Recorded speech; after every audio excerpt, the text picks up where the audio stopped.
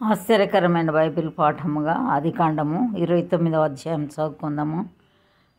యాకోబు బయలుదేరి తూర్పు జనుల దేశమునకు వెళ్ళాను. అతడు చూచినప్పుడు పొలంలో ఒక బావి కనబడెను.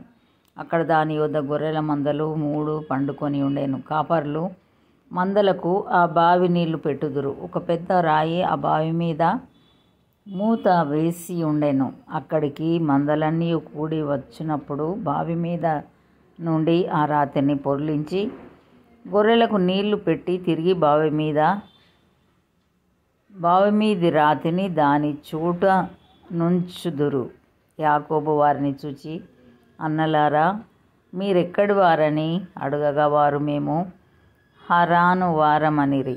అతడు, నాహోరు కుమారుడగు లాబానును మీరెరుగుదురా అని వారిని అడగగా వారు ఎరుగుదుమనిరి. మరియు అతడు క్షేమంగా ఉన్నాడా అని అడుగగా వారు, క్షేమంగానే ఉన్నాడు. ఇదిగో అతని కుమార్తె అయిన రాహేలు గొర్రెల వెంట వచ్చుచున్నదని చెప్పిరి. అతడు, ఇదిగో ఇంకా చాలా ప్రొద్దు ఉన్నది, పశువులను పోగు చేయు వేళ కాలేదు, గొర్రెలకు నీళ్లు పెట్టి పోయి వాటిని మేపుడని చెప్పగా వారు, మందలన్నీ పోగు కాకమునుపు అది మా వలన కాదు. తరువాత బావి మీద నుండి రాయి పొర్లించుదురు. అప్పుడే మేము గొర్రెలకు నీళ్లు పెట్టుదుమనిరి. అతడు వారితో ఇంకా మాట్లాడుచుండగా రాహేలు తన తండ్రి గొర్రెల మందను తోలుకొని వచ్చెను. ఆమె వాటిని మేపునది. యాకోబు తన తల్లి సహోదరుడైన లాబాను కుమార్తెయగు రాహేలును తన తల్లి సహోదరుడగు లాబాను గొర్రెలను చూచినప్పుడు అతడు దగ్గరకు వెళ్ళి బావి మీద నుండి రాతిని పొర్లించి తన తల్లి సహోదరుడగు లాబాను గొర్రెలకు నీళ్లు పెట్టెను.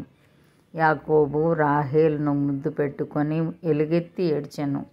మరియు యాకోబు తాను ఆమె తండ్రి బంధువుడనియు రిబ్కా కుమారుడనియు రాహేలుతో చెప్పినప్పుడు ఆమె పరిగెత్తిపోయి తన తండ్రితో చెప్పెను. లాబాను తన సహోదరి కుమారుడైన యాకోబు సమాచారము వినినప్పుడు అతనిని ఎదుర్కొనుటకు పరుగెత్తుకొని వచ్చి అతని కౌగిలించి ముద్దు పెట్టుకొని తన ఇంటికి తోడుకొని పోయాను. అతడు ఈ సంగతులన్నీ లాబానుతో చెప్పాను. అప్పుడు లాబాను, నిజంగా నీవు నా ఎముకయు నా మాంసమునై ఉన్నావు అనెను. అతడు నెల దినములు అతని యొద్ద నివసించిన తరువాత లాబాను, నీవు నా బంధువుడవైనందున ఊరకయే నాకు కొలువు చేసేదవా? నీకేమి జీతము కావలెను చెప్పుమని యాకోబుని అడిగాను.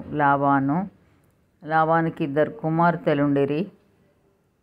వారిలో పెద్దదాని పేరు లేయా, చిన్నదాని పేరు రాహేలు. లేయా జబ్బు కండ్లు గలది, రాహేలు రూపవతియు సుందరియునై ఉండెను.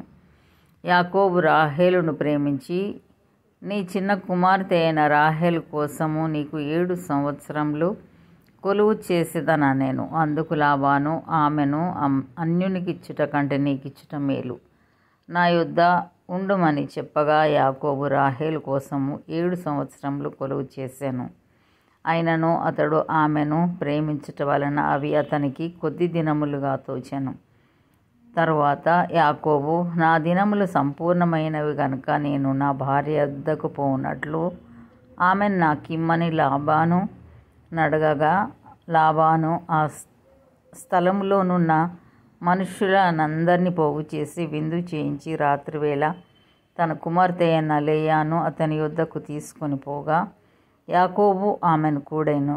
మరియు లాబాను తన దాసి అయిన జిల్పాను తన కుమార్తె అయిన లేయాకు దాసిగా ఇచ్చెను. ఉదయమందు ఆమెను లేయా అని ఎరిగి అతడు లాబానుతో, నీవు నాకు చేసిన పని ఏమిటి?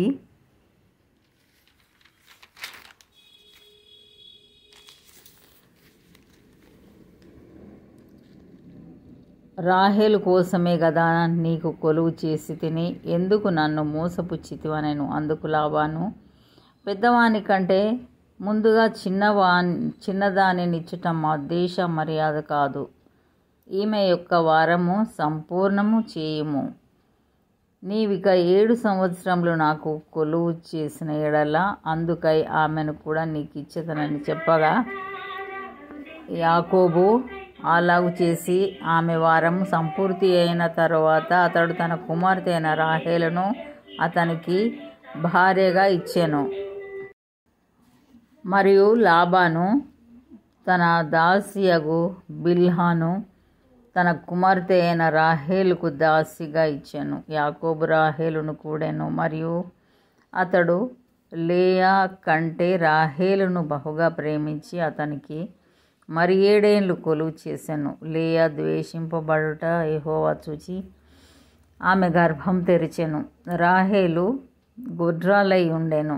లేయా గర్భవతి అయి కుమారుని కని యెహోవా నా శ్రమను చూచి ఉన్నాడు గనుక నా పెనిమిటి నన్ను ప్రేమించును గదా అనుకొని అతనికి రూబేను అను పేరు పెట్టెను. ఆమె మరల గర్భవతి అయి కుమారుని కని నేను ద్వేషింపబడితినన్న సంగతి యెహోవా విన్నాడు గనుక ఇతని కూడా నాకు దయచేసెననుకొని అతనికి షిమ్యోను అను పేరు పెట్టెను. ఆమె మరలా గర్భవతి అయి కుమారుని కని తుదకు ఈసారి నా పెనిమిటి నాతో హత్తుకొని ఉండును, అతనికి 3 కుమారులను కంటిననుకొనెను. అందుచేత అతనికి లేవి అను పేరు పెట్టెను. ఆమె మరలా గర్భవతి అయి కుమారుని కని ఈసారి యెహోవాను స్తుతించదననుకొని యూదా అను పేరు పెట్టెను. అప్పుడు ఆమెకు కానుపు ఉడిగెను. ఇంతటితో ఈ దినం కొరకైన బైబిల్ పాఠము సరి.